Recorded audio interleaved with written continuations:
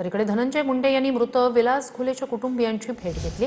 9 आरोपींना अटक झालेली आहे। 10व्या आरोपीला अटक का नाही असा सवाल धनंजय मुंडेंनी केलाय। पुरावे मिटवण्यासाठीच त्या आरोपीला अटक करत नाही का असा सवाल सुद्धा धनंजय मुंडेंनी केलाय। तर माझ्या भावाची कट रचून हत्या करण्यात आली, आरोपींना पाठबळ मिळालं होतं असा आरोप मयत विलास घुले यांचे बंधू रमेश घुले यांनी केलाय। जो एक आरोपी बाहेर आहे, जो मोकळा आहे, त्यांनी जर साक्षी पुरावे एव्हिडन्स जे काय आहे ते टॅम्पर केले तर यातनं बाहेर काय येणार आहे। म्हणजे आमचा आता पूर्णपणानं पोलिसांवरती असा संशय आहे की त्यांना या प्रकरणात एका आरोपीला वाचवायचं आहे, म्हणूनच ते अटक करत नाही। कारण सगळं त्यांनी ठरूनच केलं ना, ठरून प्री प्लॅनिंग करून केलंय, सगळ्या गावाला आव्हान करून हे करून, आणि हे पाठबळ दिल्यामुळे झालंय। चुनी जोडे प्री प्लॅनिंग करून आले, ते सगळं सांगून बोलून सगळं ठरूनच आले होते सुनी जोड्यावाले। तर एक खासदार बोलतो मी 5 खून केले, इतकं बोलूनही चौकशी होत नाही। संजय दिना पाटीलच्या वक्तव्यावरून राज ठाकरे यांनी सरकारवर टीका केली आहे। राज ठाकरे या प्रकरणी नेमकं काय म्हणाले पाहूया।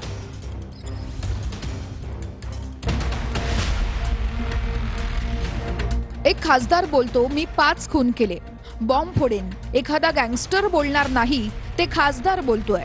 इतकं बोलूनही कुठल्याही प्रकारची चौकशी होत नाही। तर संजय पाटलासोबतची व्यक्ती 10 कोटी चोरी प्रकरणात फरार आहे का असा सवाल संदीप देशपांडे यांनी केलाय। संजय पाटीलचा एका व्यक्तीसोबतचा फोटो दाखवून देशपांडे यांनी हा सवाल केलाय। संजय पाटीलची अपघातग्रस्त गाडी कुणाच्या नावावर आहे असा सवाल सुद्धा संदीप देशपांडेंनी विचारलाय। आता एक फोटो मी तुम्हाला दाखवतो, हा बघा, हा फोटो आहे।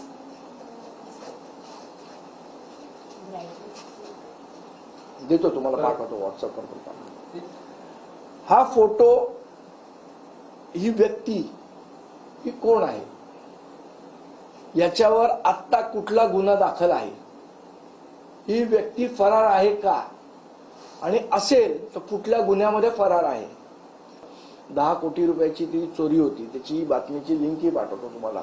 त्याच्यामधला हा फरार आरोपी आहे का, मी उत्तर देणार नाही, याचं उत्तर हे पोलिसांनी द्यावं। ती गाडीचा आपल्याला माहिती आहे ऍक्सिडेंट झाला होता त्यांच्या मातोश्री, ती गाडी या व्यक्तीच्या नावावर आहे का, हा माझा प्रश्न आहे।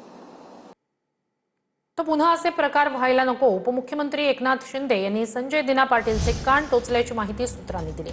महायुतीत असे प्रकार व्हायला नको असं म्हणत मुख्यमंत्री फडणवीसांनी ही नाराजी व्यक्त केल्याचं कळतंय। संजय दिना पाटीलचा विषय सगळ्यांनी थांबवणं गरजेचं असं उदय सामंत यांनी म्हटलंय। दरम्यान शिंदेंनी या प्रकरणी नेमकं काय म्हटलंय पाहूया। पुन्हा असे प्रकार व्हायला नकोत, तुम्ही लोकप्रतिनिधी आहात, बोलताना सर्वांनी भान ठेवा। ठीक आहे, काय गैरसमजुतीतून काही ते झालेलं आहे, ते कोणत्या तणावात असेल माहित नाही, पण तो हे असं बरोबर नाही, चांगलं नाही।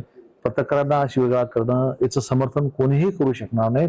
माननीय एकनाथ शिंदे साहेबांनी त्यांना काल ताकीद दिली, त्यांना समज दिली, त्यांना माफी मागण्याच्या संदर्भात त्या सूचना केलेल्या आहेत। मला असं वाटतं की हा विषय आता इथं संपवला पाहिजे। संजय दिना पाटलांना जर तुम्ही जवळून बघितलं तर त्यांचा वागण्याची पद्धतच तशी आहे, त्यांची बॉडी लँग्वेजच तशी आहे। संजय पाटील यांनी स्वतः दिलगिरी व्यक्त केल्यामुळे मला असं वाटतं की तो विषय सगळ्यांनीच थांबवणं गरजेचं आहे।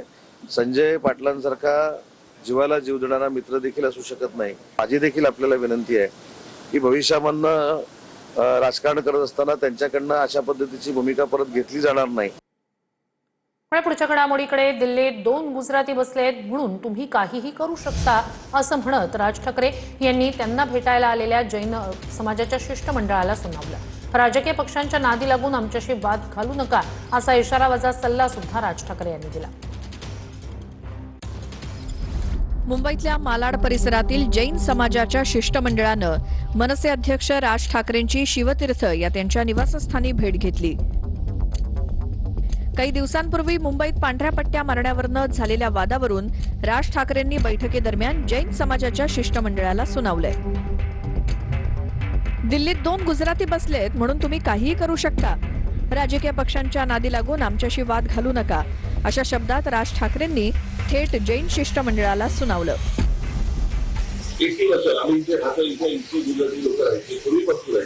ते आता कसं सुरू झालं, गेल्या 10-12 वर्षात काही समाजाला काय वाटलं की वरती गुजराती बसले म्हणजे आम्ही वाटत केलं हा? असं थोडी होतं.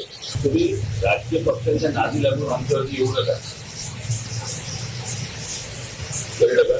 तुमचा वापर केला जातोय, तुमची लोक भडकवली जात आहेत, आणि तुमची लोक भडकतील ती एवढी भडकतील. बरं का? आमची लोक भडकतील तर केवढी भडकतील. तुम्ही सरसकट पांढरे पट्टे मारलं, काय सांगायचं तुम्हाला पांढरे पट्टे मारून? विनाकारण वाद निर्माण करतात. जैन मुनींच्या आगमनासाठी कार्पेट टाका, पांढरं कापड टाका, पट्ट्या कसल्या मारताय? तुम्ही ट्रॅफिकवाले आहात का? असा सवाल राज ठाकरेंनी जैन समाजाच्या शिष्टमंडळाला केला.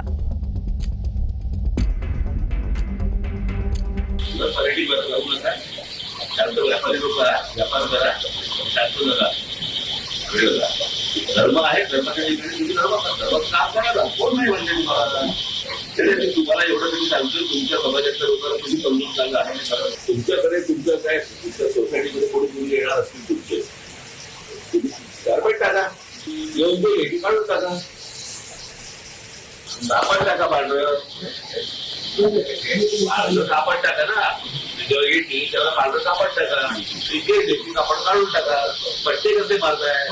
ट्रॅफिक मध्ये असतो तुम्ही, ट्रॅफिक डिपार्टमेंटला पट्टे मारायला